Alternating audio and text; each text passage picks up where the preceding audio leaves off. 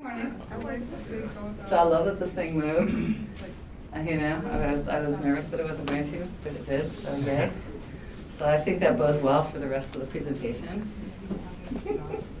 Okay, so like I said, this is going to be a discussion more than a presentation. I'm going to tell you some stuff that I know about, and then maybe there'll be some of you that have worked on, you know, accessibility things or, you know, web development. You may have some input too, and that's awesome. Share. All right, let's see if this guy's going to work. So I'm going to do the obligatory, this is why I'm up here telling you stuff. Quick slide. I own a company called Internet Connections. I started it in 1993. We were the first internet service provider in the state of Minnesota, one of the first in the country. The only one owned by a woman in the whole country, at the time anyway. We've been building websites since 1994 because it hadn't been invented until then. I started talking with the guys in Chicago who were writing the HTML protocols when they were doing white papers and asking them for different features and stuff, as were a whole bunch of other people from around the country. We've made over 500 websites in 26 years, me and my staff. Got a lot of different people over the course of the years. Over 26 years, we've done a lot of stuff and made a lot of mistakes. So that's why I get to talk to you a little bit. I can tell you about the things that we did that didn't turn out so good and maybe help you avoid, you know, some issues.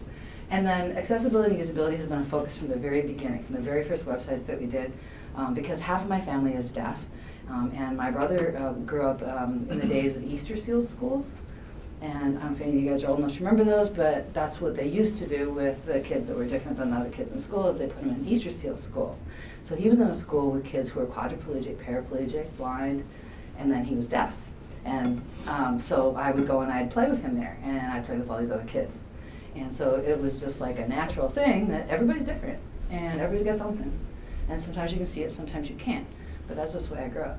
And so when we started building websites, I'm like, my blind friends won't be able to do that, so we need to fix that. My brother won't be able to, you know, interact with that video, so we need to fix that. And it just became kind of this focus that we've been doing for years. So, what we're going to talk about. You know, here's the slide that tells you how long is the talk going to be and what are we going to talk about. Just 3 things. We're going to talk about accessibility, we're going to talk about page speed, and then I'm going to give you a bonus of talking a little bit about domain names. It really doesn't have anything to do with the accessibility, but it's a little bonus and it's kind of important. I've been seeing a lot of stuff with it in the last 6 months, so I thought I'd share it with you since a lot of you probably manage your own websites. How many of you manage your own website? Okay, yeah, like half of you. So website accessibility. The guy who founded the web said the power of the web is in its universality. It's accessed by everyone, regardless of disability, is part of like what was baked into it from his, you know, standpoint as he created the web. Before the web, there were things like gopher sites. I created gopher sites for the Free Press and the city. We created the first city website in the state. We created the first newspaper website in the state. And they were gopher sites first, which was just like folders. And you clicked on them, and then there were files inside. And then you clicked on those, and you downloaded them, and you waited for a file to download. And then you opened it, and then you could read it. So there's none of the like magazine-like thing that the web was going to be. And accessibility is just about building web pages that everybody can use. It isn't about like catering to a special group. It's about making sure that your website is as usable as possible for the maximum number of people, which, you know, kind of helps you grow your website. I mean, you're spending money on trying to get an extra 10% of people to come to your website. Well, you can get an extra 10 to 15% by just changing it from being not accessible to being accessible. Opening yourself up to people who have credit cards and are willing to spend.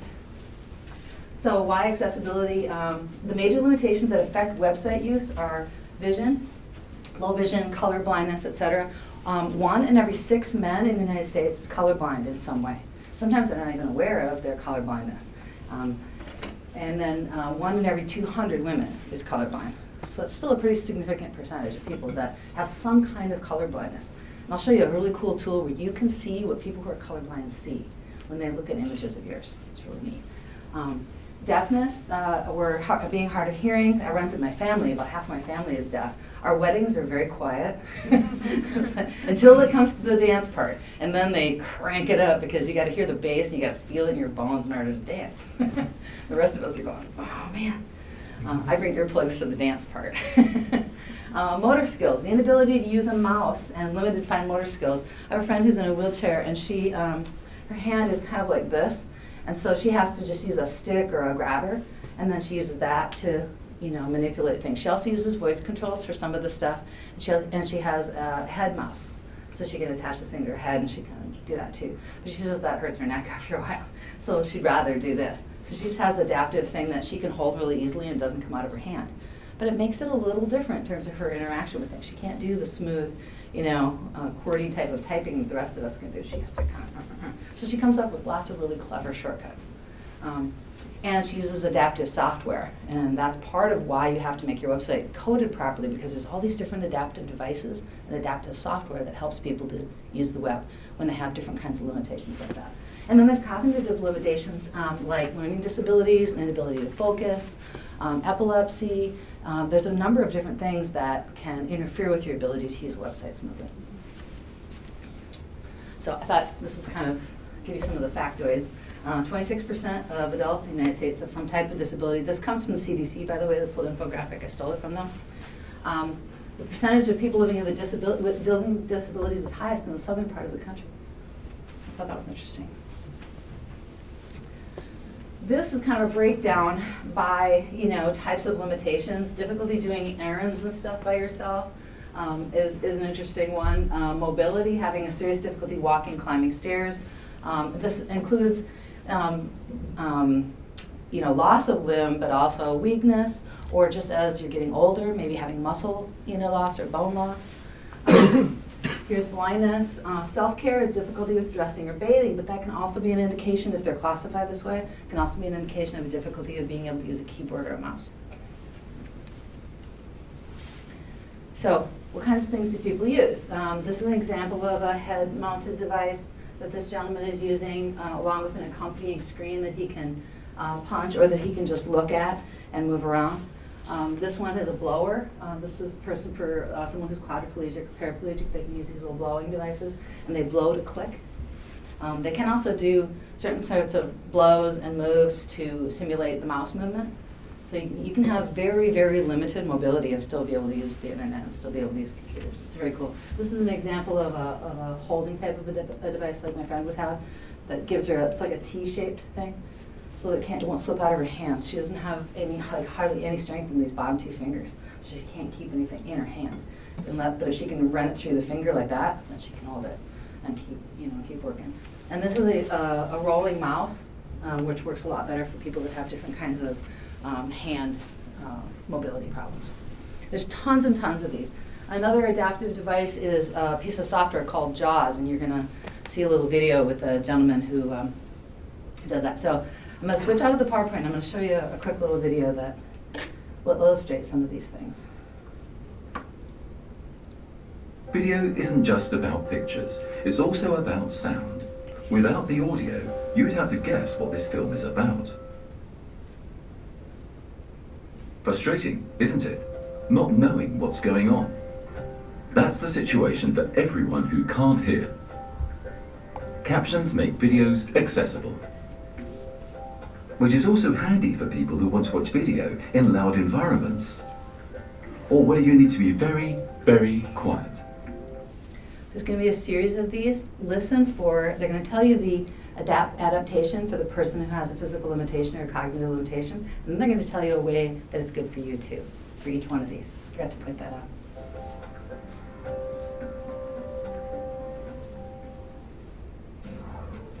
Colors with good contrast.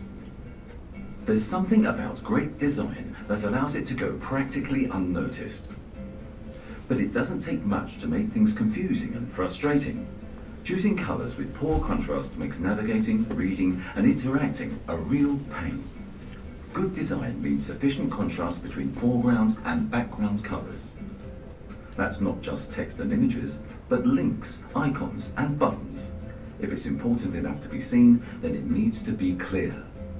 And this is essential for people with low contrast sensitivity, which becomes more common as we age. With good colors, websites and applications can be easier to use in more situations, like in different lighting conditions. Voice recognition. Imagine if you could only communicate with your family by writing. Sometimes it's just easier to speak. One of the advances of technology is voice recognition, whether it's searching the web, 19th century architecture, dictating emails, Send email to Jack Hardy. or controlling your navigation app. Many people with physical disabilities rely on voice recognition to use the computer. Place order. But for that to happen, websites and apps need to be properly coded. Go.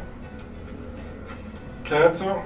Voice recognition can help lots of other people with temporary limitations too, like an injured arm. Place order. It can also prevent injuries becoming worse, like RSI, repetitive stress injury, all for people simply preferring voice.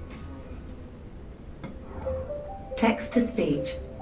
Some people can see the text on the screen. Fortunately, computers can convert text to speech. It's technology that many people who are blind have been relying on for years. But it's also important for many people with dyslexia, and very useful for people with difficulty reading text, as well as some people who just like to multitask. But for this to work, websites and apps have to be properly coded, which has the added benefit of helping search engines index websites' contents better.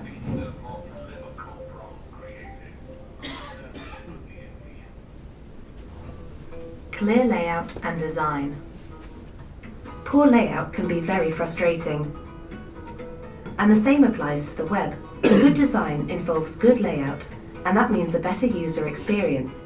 This includes clear headings, navigation bars, and consistent styling. Any web user will get frustrated with bad layout and design. Complex layouts also make finding information difficult or impossible for people with visual disabilities.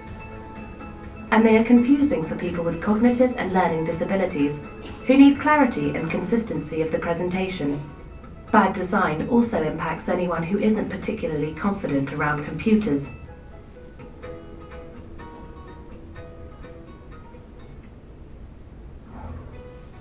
Notifications and feedback. All the right gears can be put in motion. The hands can be at the exact place they need to be. But if you don't get the response that you're expecting, you'll end up wondering if there's some sort of problem. It's the same on the web.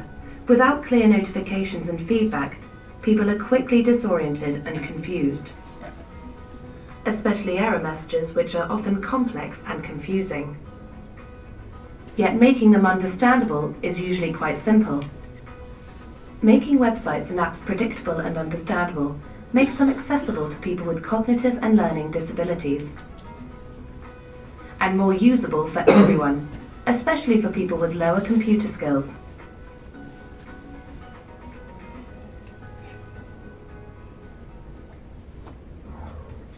Large links, buttons and controls. Trying to hit a small target requires lots of effort. Many websites and applications try to thread the needle. But on the web, we can make areas for clicking and tapping larger and easier to use. Which is handy on mobile devices, especially when we might be moving around at the time. Which is critical for people with reduced dexterity.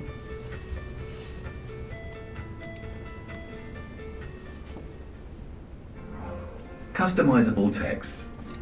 What's right for you doesn't necessarily work for the next person. Customization isn't always just a question of preference, though. Sometimes it's a necessity. Being able to adjust the text is crucial for people with low vision and dyslexia. Properly coded websites and applications allow the text to be customized. For example, to change its size, spacing, font, and colors without loss of functions or clarity. Understandable content. Instead of saying, to postulate a conceit more irksome than being addressed in sesquipedalian syntax is adamantine, it is better to say, being spoken to in unnecessarily long and complicated language is a pain. Yet many websites lack structuring, using headings, lists, and separation. Or they use overly complex language, jargon, and unexplained acronyms. It makes them difficult and unappealing to use for many people, including non-native speakers, and makes them unusable for people with cognitive and learning disabilities.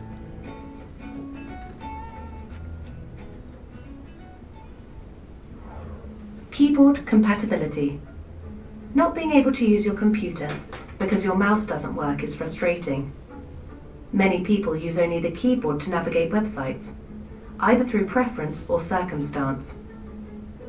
Whether it's temporarily limited mobility, a permanent physical disability, or simply a broken mouse, the result is the same.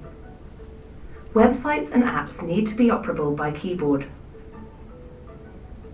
Web accessibility, essential for some, useful for all. Visit w3.org/WAI/perspectives. So we'll talk about the W3 and WAI. So WCAG is the Web Content Accessibility Guidelines. It's the gold standard for accessibility. How do you make sure that all that stuff gets covered, on your website? There's a million little things, that can cause barriers to be in place to keep people from being able to use your site. Federal agency websites have to adhere to WCAG by law. Section 508 requires them to do that. So every federal government website has to use the WCAG standards. So that was adopted by the federal government years ago. The ADA, the Americans with Disabilities Act, is more vague, and it doesn't say which standards people have to use for business websites. So this has resulted in a little bit of confusion for people. But over the years, what's happened is because WCAG was established by the federal government, companies have been using WCAG too, and then this has made it through the courts a few times. And so now there's precedent from juries and from courts that, hey, if you use WCAG, we figure you're good. That you have done reasonable accommodation for accessibility if you're following these standards. So the recommendation now is that private businesses are advised to follow those standards in order to be compliant with the Americans with Disabilities Act. The reason why Americans with Disabilities applies is because websites are more and more being considered public spaces, and so they need to be accessible for everyone.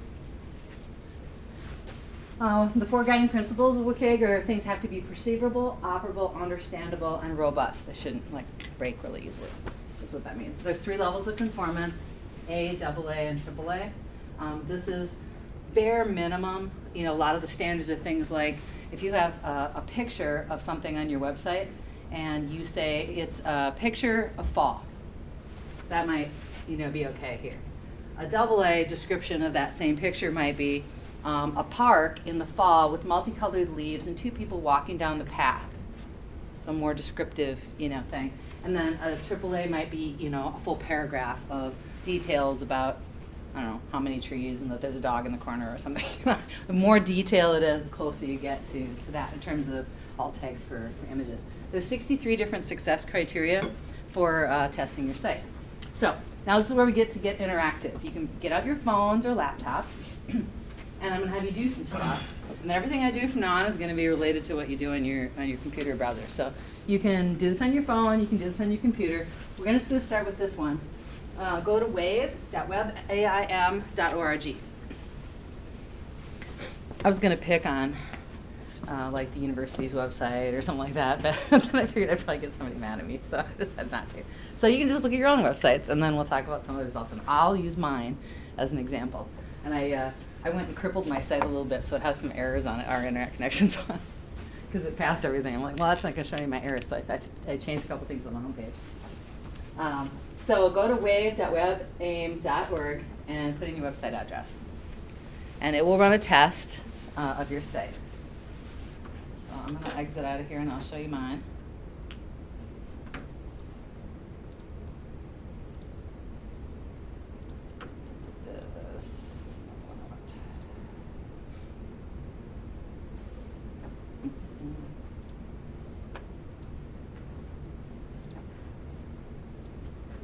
Wait. So I'll put in the website for my company internet connections. I'll show you what it does. It gives you a nice visual interface to look at. And like I said, I made sure that we had a couple of errors to look at. So it gives us, this is how many outright errors we have, and these are contrast errors, which are differences between your foreground and your background, that someone who's colorblind then might not be able to use that resource or that item. And then these are alerts, things that would cause you maybe not to get that triple rating, that AAA, that might be between, the difference between a 2 and a 3. And then it lists how many structural elements do you have in your site. Structural elements are things like pictures, JavaScript, little bits of code that do this or that on your website. If you have a WordPress site, a Drupal site, those kinds of content management systems, these are lots of these structural elements. And then ARIA is, does your website have the designated codes that you're supposed to have for accessibility built into the site, and how many of them are there? We have 10 of them that appear on the site to help people that are navigating, for example, with a screen reader to be able to find different things on the site. So it points out when you do the test, it'll point out where the errors are. So this is where one of those errors is. And you can scroll down the page and you can see this is where one of the alerts is. It's saying, hey, here's an alert up here. That one is saying, and this is one of the things that was really easy to do really quick, is I just took out, there's an H1 up there. A heading 1 should be the first heading on your page. People sometimes mess around with headings, and they use the bigger heading lower in the page. They use the H1 down here, and they use an H2 up above. That really messes up people who are blind who are using the site, because they have keyboard commands that they can use to pop to heading 1, heading 2, heading 3. They have keyboard commands that they can just, boom, hit it, and it will read to them an outline of the page based on your headings. So if you mess around with those headings for design purposes and screw around with the syntax part of what they're supposed to mean, then that messes things up for the blind person. They don't understand the order of things on your page.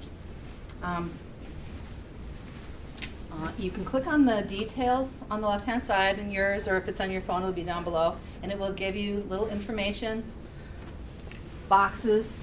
And this was when I was first starting and the W3C was coming out with these standards. This is how I started even learning about all this stuff. Is I just started, testing every website I could, and then I went and I dug through the errors. And then each time I'd fix one, that would help me to figure out, what were the fixes and what were the ways to take care of this stuff. And sometimes you fix one thing and it fixes 5 errors. In this case, one thing would fix 3 of these errors for us. We made one code change. So it isn't necessarily the raw number of changes, errors that you have that's anything to worry about. It's just a matter of going through and, cleaning things up and making sure that everything, follows standards. So this shows you kind of what someone who is navigating the site sees. And look, we got a problem here. We have an H3 before an H2. Well, what happened there? Well, it's because I took the H1 and the H2 out above that. So it was an H1 and an H2, and that should have, then it would have been a natural, sequence. But by taking those 2 out, suddenly it says, wait a minute, that's wrong. That's not going to work. There should be an H1 there somewhere and an H2 above that H3 in order to guide the person who can't see the visual stuff to understand where the sections of the page are. And then contrast shows you where these 6 different issues are. You can desaturate the page and get rid of all the colors to try to see where some of the problems are too. That's very handy. In Macs, I'll show you that in a second. You can actually turn grayscale on in your Mac, and you can look at everything in grayscale. Your website, your printed materials, things like that. Very handy if you want to catch colorblindness issues. My contrast ratio is great. It's 8.59 to 1. You want to be at 4.5 to 1 or higher for your contrast ratio. And that's just a ratio between the color that's in the back of a body of text and that piece of text. 4.5. And I'll show you a website where you can test that. Let's see, on desaturate, resaturate. So this is a really handy tool. I'm not going to go into tons of details about it, but I wanted to show this to you. This is a great tool to find issues with your website. Did anybody have a website with 0 errors? No?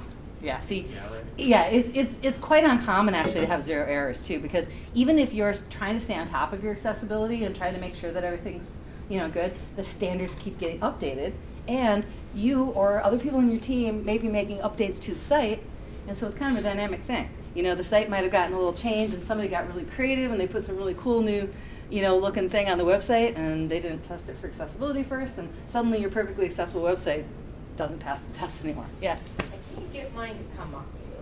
Your website won't show up? Which means what? It means that the Wave server can't get to your server. Can you bring up your website just on a browser? Because if you can't bring it up on the browser, then that just means it can't get to your website. If you can, then let's chat afterwards, and I'll see if I can help you figure out what's going on. Thank you. No problem. All right. So this is a really handy tool. While I'm out of the other stuff, I'm going to show you the other tool that This is called Test My Site. So this is the other one that I was gonna have you test your site with. So if you want to go to this one with your browser, it's thinkwithgoogle.com/feature/testmysite. Oh, and here I can help you with that using a handy dandy little keyboard thing.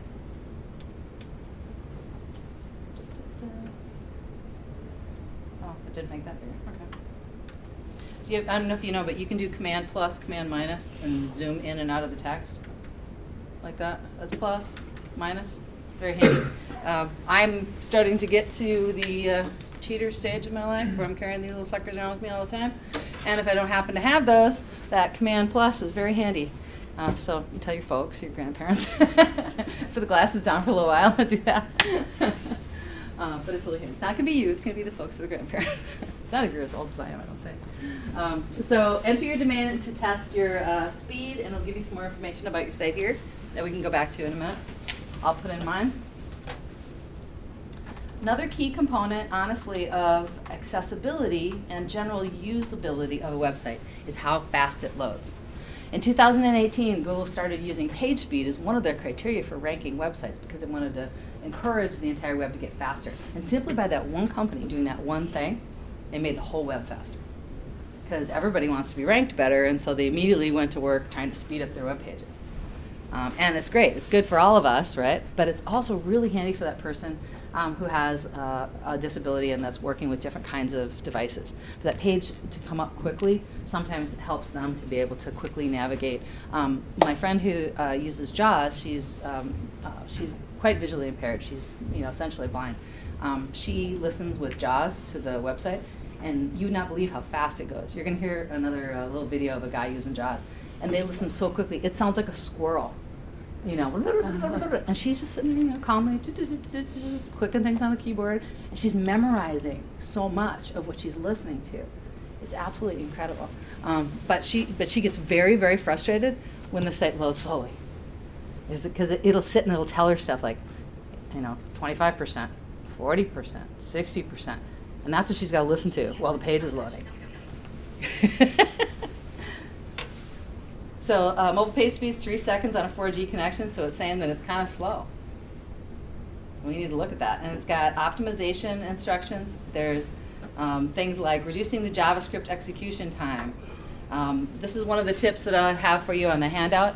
Have you heard about the next generation graphics formats?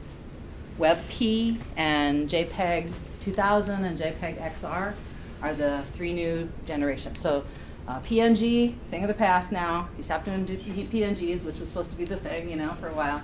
To make your website faster was to go from JPEGs to PNGs. Well, now the next generation is WebP and JPEG 2000 and JPEG XR. They are pretty universally supported. Internet Explorer is about the only holdout. Internet Explorer isn't, supporting all those formats.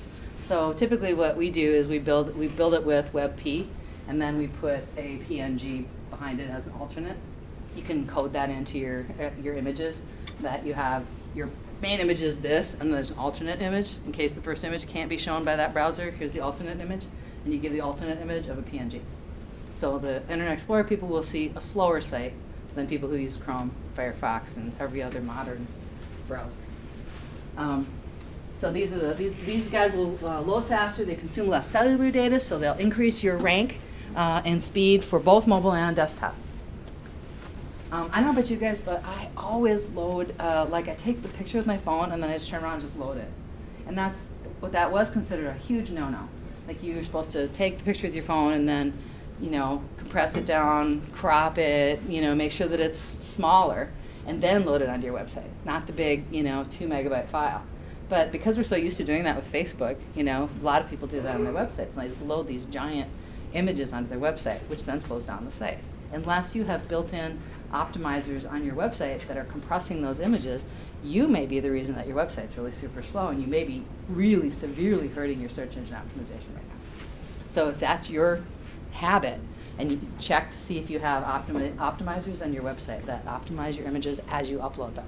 There are plugins for WordPress, for example, that will do that, and they will optimize as you upload, and they'll convert to these new formats. They'll do the 2 kinds of graphics. They do it all automatically, so you don't have to sit and think about it.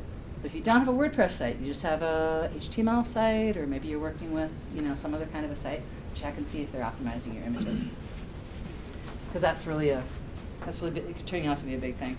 Static assets being served with a caching policy. You can set up a caching policy that says the stuff that's on my website that doesn't change very much, like my logo, picture of me and my staff. It's not going to change more than once a year anyway. That those can be cached for a really long time. You can set that in your website. You can say, how long do we allow people to cache the website? And caching just means it gets saved when you go with your browser to the website. The very first time, it has to go get all the stuff. But the next time you go to it, it doesn't have to go back and get that logo and that picture again. Your computer's allowed to cache it, to save it, so you don't have to go get it again. And that naturally speeds things up for the next time you go look at the site. As many of those assets as you already have, you don't have to go back out to the web to get, the better. There's actually a technology called CDN that I have on the, so these are all just different things here, but CDN is content delivery networks, and those are specifically designed to cache things for you. And there's, Google has CDNs, Amazon has CDNs. If you have a very large, really, really busy website with a lot of static assets that don't change very much. Let's say you have a library of really large PDFs that are documents of some kind that people are going in and researching. That's a perfect thing for a CDN if it's getting a lot of traffic. It means that they basically take a copy of everything that's on your website and they store it on servers all around the country. So people in different parts of the country, as they go to access your website and look for that PDF, they're going to get it from the resource that's closest to them. And grab that PDF from someplace in San Francisco if they're in LA, instead of going all the way back here to Minneapolis to get it. And so it distributes that load across the whole country. And they're not really very expensive, and they're not that hard to set up a CDN. You can do it with a WordPress site too. There's CDN plugins for them. So speed's really kind of a deal. So did anybody get a really fast result on their test of the website? Saying it was like a second. Your goal should be under 5 seconds. Ours was like 4, and they said it was slow. I'm like, okay, that's not too bad. Back in the day, if your website loaded in like half a minute, that was wow. 30 seconds used to be a big deal. Now it's a second. On average, the websites that we host about 225 websites right now, and our average websites loads in 0.89 seconds, 890 milliseconds. So most of them are pretty zippy. We've been pushing everybody to maximize that. So in another browser tab, whois.net this is the bonus thing, is we'll talk about domains. If you want to bring that in another tab, whois.net is a way for you to look up your domain name. Your domain name is just the base part of your web editor. So take off the www part, and the rest of that is your domain name. So for us at the university, it's mnsu.edu is the domain, right? And for my company, it's internet-connections.net.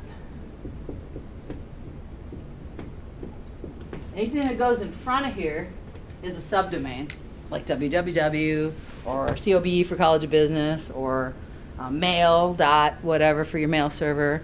Those are all just subdomains that go in that dot in front here. But this is the main domain, so that's what you put in there. And it's critically important that you maintain access to that name. People sometimes are really casual about their domain names, and that's why I'm throwing it in as a little bonus thing that we'll talk about. And then while I'm out of the presentation mode, I'm going to show you this too. How many people are Mac users? Okay, so not too many. So I'll just take 2 seconds to show you this. If you go up here under System Preferences, you'll find a thing that says Accessibility right there. Click on that. And Macs have VoiceOver built in, so you can listen to your website being spoken to you much like someone using JAWS would. And there's actually a little training so you can learn how to use the keyboard commands, and you can try to navigate through your site with just listening to it. So you can turn on VoiceOver. I'll show you what it sounds like. Welcome to VoiceOver.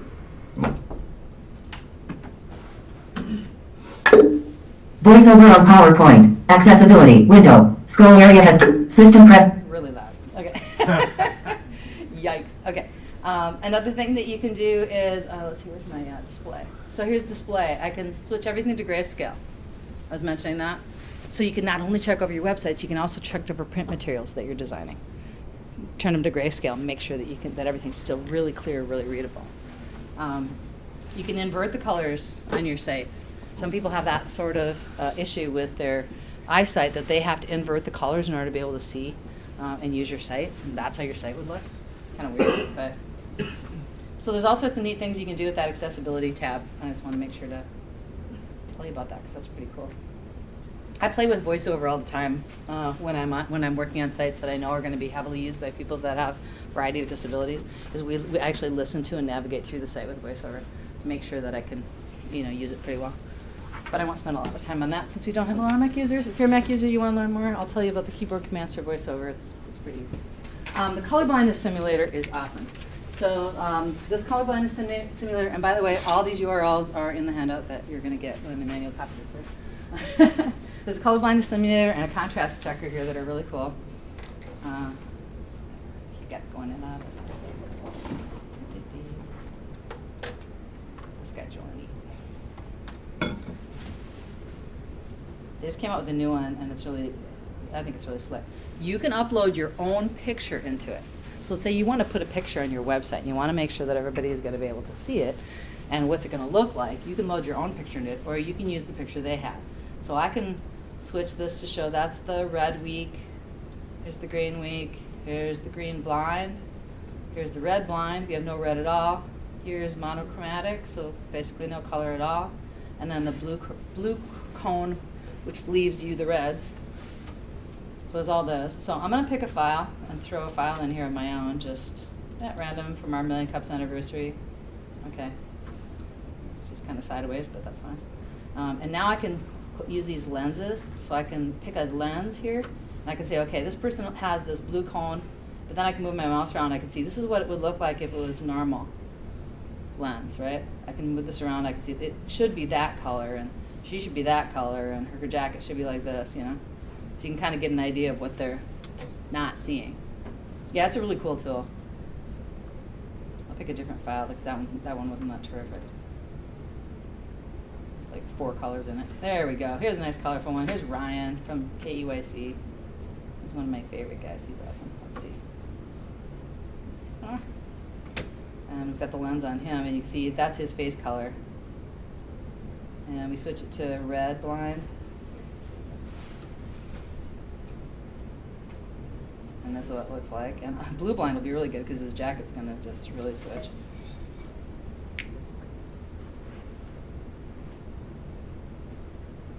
See what happens to his jacket? That was a bright blue. And I'll do the lens over it. There's the color it should be. Can anybody not see the difference between those two things right now? Okay, I have had that happen one time when I was showing. The person was like, well, I don't see anything. What are you talking about? I'm like, you need to go see your eye doctor. You are colorblind in that particular range. And as you can see, there's lots of different kinds. It's not just, they can't see colors. There's certain kinds where they can't see blues, they can't see reds, they can't see greens.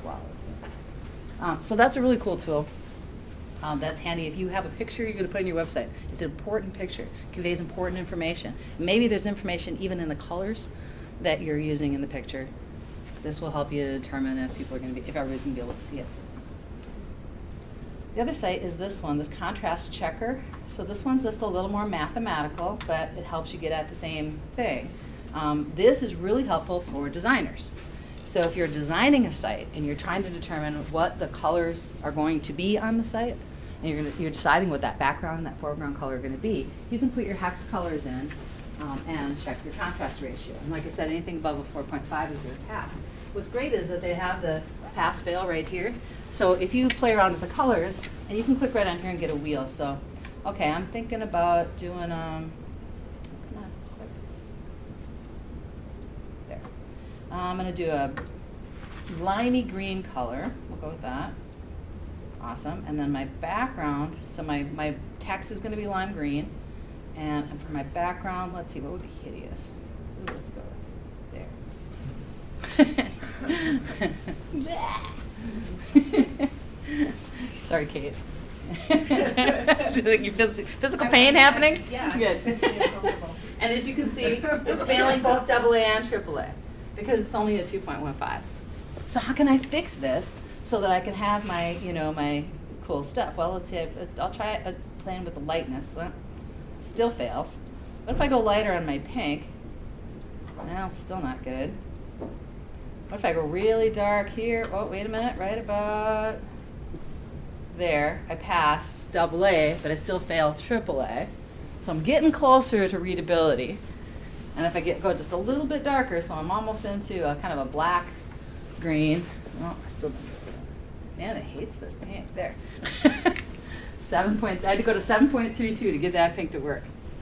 So certain colors are, as a background, are very, very difficult to get that contrast ratio on. Pinks are tough. Salmons are really tough. Some kinds of yellows can be really tough. Yellow, by the way, is a color that people, as they get older, have more and more difficulty seeing. So if you're doing a site for senior citizens, you want to avoid yellow. You might use it as a little accent, but it shouldn't be like an important color because they're going to have a hard time seeing that. Yellow is my favorite color, and I can see myself losing it. I'm starting to not see things that are in yellow just a little bit. It's my favorite color. So this is a really cool, helpful tool, especially as you're designing a site or if you're redesigning a site and trying to determine what colors you're going to use. All right. Any questions about that so far? Sweet. You can ask after too. If you just want to quickly go through your site and do the stuff that's cheap and easy to do, this is the stuff. And the very first one is the one I always put up there because it's the thing that gets broken the quickest. As you have a bunch of other people working on your site and loading images, and they don't put alternative text tags on those images, the first time they load an image out, you can have a perfect site that passes all the tests. Your coworker comes along, they load a picture on there, and they don't put an alt tag on it. Boom, you're failing the accessibility test. So alt tags are really, really important. Every image that gets loaded should have, an alternative text, or it should be designated as decorative only. You can load images that and code them as decorative only, and then screen readers for the blind will skip over that. They'll just ignore it, and they won't say anything about it. You don't want to put on a piece of decorative text some text, like photo, curly swirly, flower, because that's going to get read to them, and they're going to hate you. Hate you. Andrea Marty is one of my friends who uses JAWS, and she gets really, really upset. And she was working with the site, and she's like, yeah, I can use it, but it's so annoying. There's like this thing of, you want to invite people in, right? You want to make them feel welcome when they come to your site. You want them to feel like this is a good place to be, and you want them to come back. So it's not just bare minimum of, you think about it in a physical sense. If you have a storefront and you open the store, you get your nice door, and they're going to come in, all your products are in here that you want to sell, and you take and you put like a little 2-foot barrier right there in the doorway. And you set it there. You go, okay, come on in, people. And they got to, okay, guess I'm they step over the little barrier. Well, a lot of people will be able to do it, and some people won't. That's what they're experiencing. This is like they come to your store and they want to buy stuff from you, and man, you put this thing in my way, and sometimes it's not a 2-foot barrier. Sometimes it's a solid rock wall. They can't even see beyond that. Accessible themes in WordPress, watch for those if you're getting new themes. Larger text size, make sure that you code it so that the user can adjust the text size. They need to be able to flex that text size up and down. Very, very handy when you don't have your cheaters or you're getting older and getting macular degeneration. Contrast ratio 4.5 or better. Large buttons and links with spaces in between them. Think about your person who has a little palsy, a little shake to their hand, and they're trying to use a mouse, and they get to that mouse. And that isn't necessarily a person who's older. It could be someone who's on medication that's causing their hand to shake, or someone who's got carpal tunnel and has just had surgery or whatever, right? There's lots of different reasons why we can't do that. How about all of us who walk around on the phone with our thumb and we're walking down the street? Having those buttons be just a little bit bigger makes that easier too. All this stuff makes it better for all of us, not just people who might have limitations. Correctly using header tags, we saw that one before, and don't rely on color to convey important information. So your site should never say things like, or do things like, be sure to follow the red links to get to this important thing that you want. If you want to find out how to vote, click on this red link. Yeah, they're going to be like, okay. There should be a different way to get to it. It can still be read for the person who's visual, but make sure that there's an asterisk or something next to it that can be read to the person who's using screen reader. For motor skills, making sure that you have full keyboard support. So it's making sure that a person doesn't have to use a mouse to do stuff. And one of the key things about that is using those H tags, the H1, H2, H3, because with the keyboard, you can just do quick little keyboard commands, Command H, when they're in JAWS, and it'll just pop from one section to the next. And they can, as long as your site is clean HTML-wise, keyboard stuff will generally always work. So that's the way to get that keyboard support, is make sure you have, correct, good clean code. Target buttons should be a sufficient size. I already mentioned that. For cognitive and auditory folks, avoid linky, flickery stuff. That's not good. Get rid of click here links. No, those annoy the crap out of the blind. Click here. For what? The link should just say what the thing is that you're going to get. Because the screen reader is going to say, when it gets to that piece of text or that button, it's going to say, you're on a button. This is a link. And then it's going to read the text that's on the link. And then it's going to say, click here. You're like, duh, I know it's a link. And we can tell with our eyes, too, so click here is redundant. Video and audio should be captioned, and it should be able to be paused. Avoid complex sentence structure. And the pausing, by the way, is for people sometimes who too much auditory information coming in too quickly is overwhelming. And so they need to just listen a little bit and then pause. Okay, maybe write something down, take a breath, listen a little bit, pause. They can get through it, they can understand it just great, but they just need a little pause. Avoiding complex sentence structures. You want to write it about 8th grade level. And there are testers that you can run your text through that'll tell you that you're at 8th grade level or not. That's what newspapers are supposed to be writing at too, by the way, 8th grade to 10th grade. Clear, consistent navigation and page layouts. Don't change from page to page where your menu is. And don't change from page to page what those menu orders are. Because remember those blind people that are memorizing? They go to that first page and they're memorizing where all the stuff is on the page. They're listening to it all being read to them. And they're like, okay, so over here's this, and the search box is over here, and okay, I got it. And they get it all memorized, and then if they go to the next page on your site and that isn't true, and everything's all in a different place, it's super confusing. And then be sure and caption your videos and tag your PDFs. PDFs can be made accessible. I made every PDF on our website accessible for Andrea, and she's about cried. She didn't even know that it was possible for PDFs to be accessible because she'd gone to so many websites, and she'd get to something and they'd say, here, download our annual report, it's a PDF. And she'd click on it, and nothing accessible there for her. I mean, she couldn't read it, there's no text, there's nothing, it wouldn't do anything. And it's not hard to tag PDFs. They have an automated tool that you can use to help you to do that. So, I'm out of time, so I'm going to go quicker. Page speed, I mentioned this. It increases conversions in pages per session. It increases your usability and accessibility. Don't forget videos and PDFs. I was just mentioning that. I've got a document here that if anybody wants to, I'm not sure we'll have time, but I have a document that I can show you that's tagged and what it looked like before it was tagged, just a one-pager.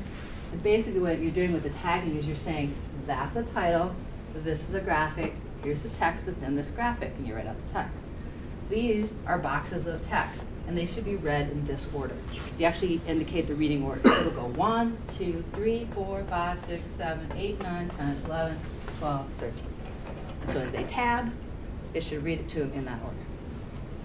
And you can also code it to tell them that these things are under step 1, these things are under step 2, these things are under step 3. You just have to write it into the tagging.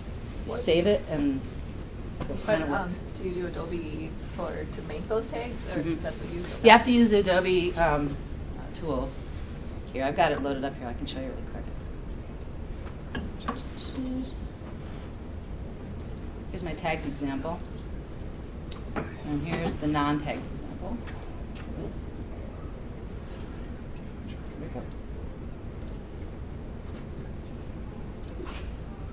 There it is. Okay, so here's the non-tagged example. So how do you know if your PDF is tagged?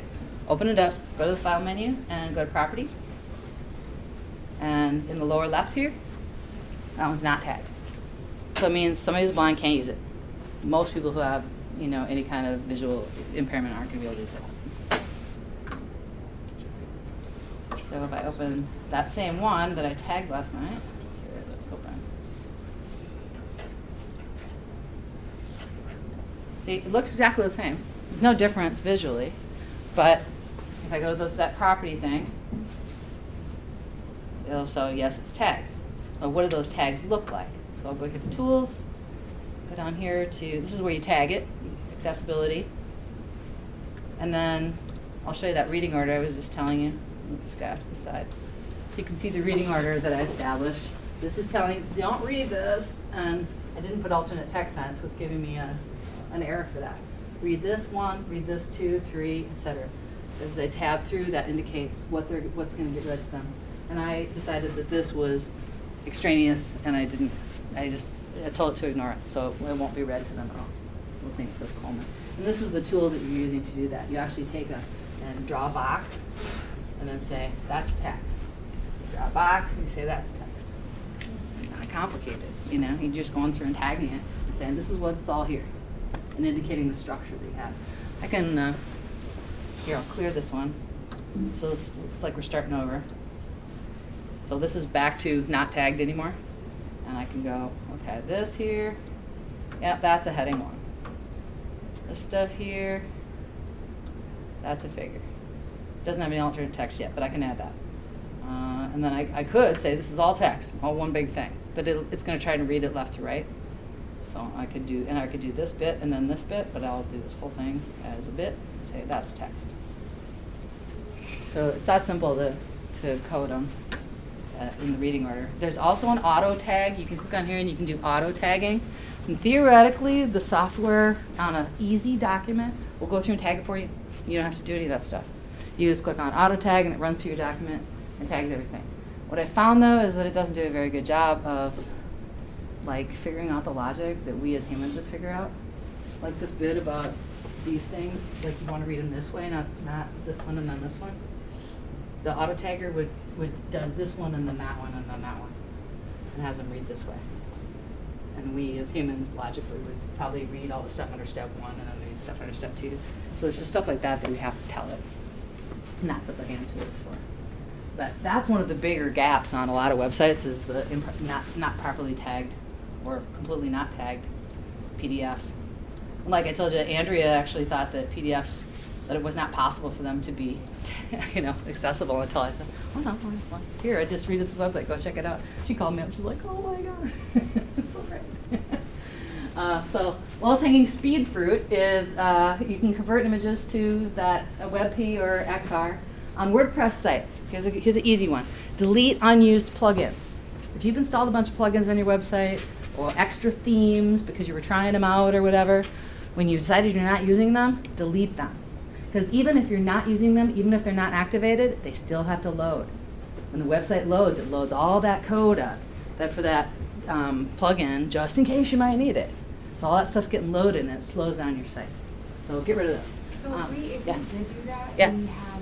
we added a plugin and then did what we needed to do, Mm-hmm. essentially we can then delete that and that function would still be... Depends on the plugin. Okay. Some plugins have to be there to do the thing that they're doing. That's what I mean, yes. Others, like a testing plugin that's going to go and test your site, you use it, you test, you get your results, then you could get rid of it. Okay. There's some plugins that do things like put your site into maintenance mode. Like, you're going to do something, and you're going to do something behind the scenes, and it's going to put a screen, maintenance mode. Those kinds of plugins are really easy to go re-download, and I usually take them off unless I know I'm going to be taking the site up and down a lot, which, why would you, right? You're usually going to take the site down, fix it, put the site back up, and then you're not going to touch it again for a few months. So I get rid of that stuff. There's database migration plugins that people use to move their site from one host to another, and then they just keep this database migration plugin sitting there for no earthly reason. And all that stuff just kind of loads down the site. It's just extra baggage. It's like moving from house to house. Throw that stuff out, people. Get rid of it. And then consider a content delivery network for high traffic sites with lots of static resources. We have a couple of sites that we're hosting where they just have a whole bunch of videos and a bunch of PDFs, and they're really heavily used. Hinneker Company has just gobs these things on their site that their staff uses all the time. And they're the same. They're actually exactly the same. They're not changing them. It's not dynamic content that's being uploaded all the time. It's it's just sitting there, and that goes into a CDN. So it's just distributed and goes out really quick. But you don't need to worry about that if you don't have a high traffic site. Just know that if you get to that point, there's solutions for that. So bonus talk. Ooh, I got 3 minutes. All right. Bonus talk on domain names. In the handouts you're going to get, I've got a link to where you can check your domain name. Whois.net is one place you can check it. How many of you know who the registrar is for your domain name? Where it's registered? The GoDaddy, Network Solutions, That would be your registrar. Okay, so not very many. So you want to go to whois.net and look and see, put in your domain name, and find out who the registrar is. It'll be the first thing that appears at the top. It'll tell you who it is. Ours is SRS Plus. SRS Plus is owned by Network Solutions. Yeah, yours is too. The other another key piece of information is expiration date. Yeah. Know who that is, because that's another scam thing, which I Yes. personally experienced for our SPDC website, is you get emails, it's time All to the time. renew your domain Or paper name, and bills, it's too. somebody Yeah. totally different from who you. Yeah, it's a common scam that people will send you something that looks like a bill. Yeah. Your domain name's about to expire, you better pay it. And people just pay it. And they're just sending money off into the ether because you're getting nothing for it. So watch your expiration date. Another way to avoid the scam. You know, if you get that letter that says your expiration date is coming up, you need to renew. Your expiration date, mine is until 2021. Circular file. I don't need that. The other part, the domain name is used on your website and your email. You do not own your domain name. People kind of assume that they do, but you don't really own it. You're just borrowing it. ICANN controls all the names. All you do is register it. All of us just get to register the names. I'm going to give you some tips on the handout about picking the domain. That's why there's all these. There's a lot of disputes about who owns what name. There's no ownership. So who has it currently registered is actually the correct status. I'll show you a little bit more of our domain name records. So if you go down further from that little bit I showed you at the top, it tells you who the registrant is. The registrant is very important. That person gets an email once a year from ICANN. ICANN is the international authority that controls domain names. They are above all the registrars like GoDaddy and Network Solutions and all those folks. They get the ability to register people with domain names from ICANN. ICANN requires of them that once a year they're going to send you all an email and they're going to say, is this contact information correct? If you don't answer that email, your domain name can be suspended. Suspended means your website and your email stops working and there's nothing your ISP can do until you answer them. They lock it down. I've had clients, had it happen to Greater Mankato Growth one day. That was fun. So this is very, very important. When you look up your domain, make sure that email is an email that you check regularly. I do something wrong here that we probably should fix, is this should not have the same domain in that email. Because what if what if the domain name got shut down, it got suspended? You don't have an email. I don't have email at that address. So you should always use a different address here than your domain name is registered. So I should use like a Gmail address or something like that for this. But again, it has to be one I'm checking regularly. Or set up a Gmail account, have it forwarded to me so that I get a copy of it, but I also have that Gmail account I can go to and get a copy there. Yeah? What about when you register with GoDaddy and stuff like that, they go, oh, you should make this stuff private, it costs, $10 more. Right. Is that a good idea, not a good idea? I mean, I don't want to get a bunch of spam or things like that. So is that worth it or not? Well, the problem with privacy is that ICANN may not be able to send you the information. Like, I've had people that had privacy turned on their domain, and now the guy who did that has now left. He's in another country, he's out of state, whatever, he's a high school kid and he's gone. And now somebody else is in charge of the website. And the registrant, ICANN, is trying to send that, hey, we have the correct contact information to the email that they have. Well, they know what it is behind the scenes, but you can't tell because you have privacy turned on. So you, as the new guy who's replacing the old guy, can't even tell what email they're sending it to. If you could tell, you might be able to tell your IT people, hey, turn that email on for me and make it point to me. But if you don't even know what the address is, and you don't even know who the person was that registered it in the first place, because it could have been 4 years ago or 10 years ago, you can register domain names for 9 years. I've had clients call me out just in a panic because they're like, we don't even have any idea that person's still alive that did this. So how do we even figure out what email they might have used, And we've had people use personal emails and then, take off. So check and see what this email is. The other thing you'll notice about this that we did do right is we are using a role email. Don't use your personal email or your name or the person's name who's working on your website. Their name should not be here. This should be a role email that you can control. You can point it to whoever you want. And set up a role email like sales ad or domains ad or info ad or whatever. And point it to your web developer or your IT person or whatever. But also have copies that go into an account that you can get access to. I've tried to untangle a bunch of these kinds of things over the years, and it's not fun. It's really not fun when somebody else takes over somebody else's name because it gets taken away. And, really not fun when domains get suspended. We use a tech email again, a role email for engineering, but we should change that. Now this is the other key piece of information you got down here is who's the name server that your domain is pointing to. So the registrar just reserves the name for you. It's just, okay, yeah, you get to use it. This record says where in the world are the servers that have the records that say where your website and your email is supposed to go. So I could change these to be Google or GoDaddy or whatever I want. These name servers are all over the place. And your web host, your web developer might have their own name servers. They might not. They might use something like Bluehost or GoDaddy to host your site, and they may use their name servers. So this is like a missing piece of the puzzle that people sometimes get really confused about. But this tells you if you're trying to figure out something's wrong with my domain record and my email's not getting where it's supposed to, or I'm trying to switch where my email goes. I've got it on Google and now I want to switch it to Microsoft Office 365 or vice versa. That's where you got to get a hold of these folks. Generally, your tech person here is going to know where that is. Because generally, this person takes care of these, not always. What about like blacklisting or spam or things Yeah. like that? I mean, I recently did some work for an attorney, and I tried to respond to his email. Yeah. And I got this message back. His email's blacklisted. I couldn't send him an email message.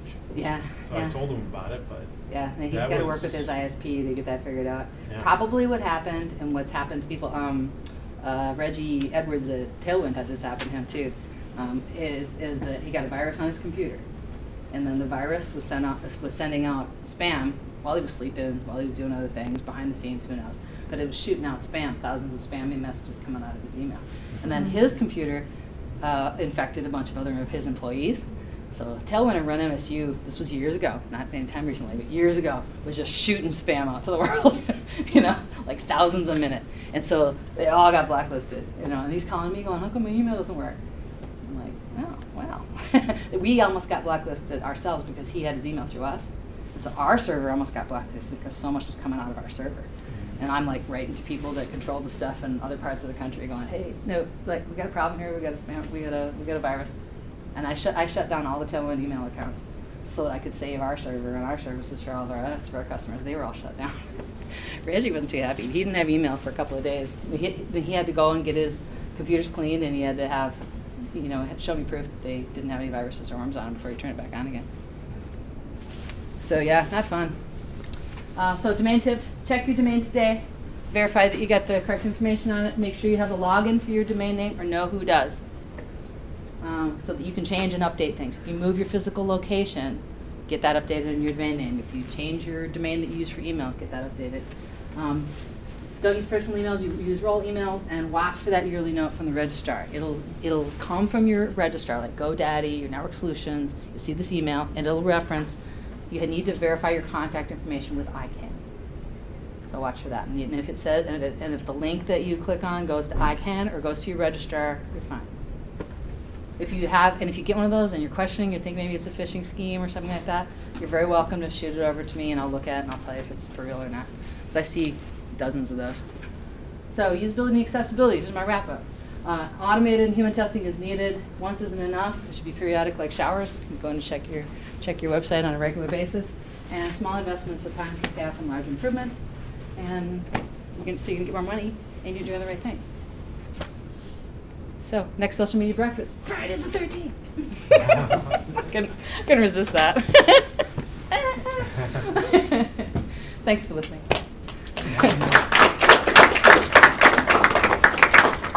If you have any questions, I'm happy to answer them, but you are also free to go if you need to get to work.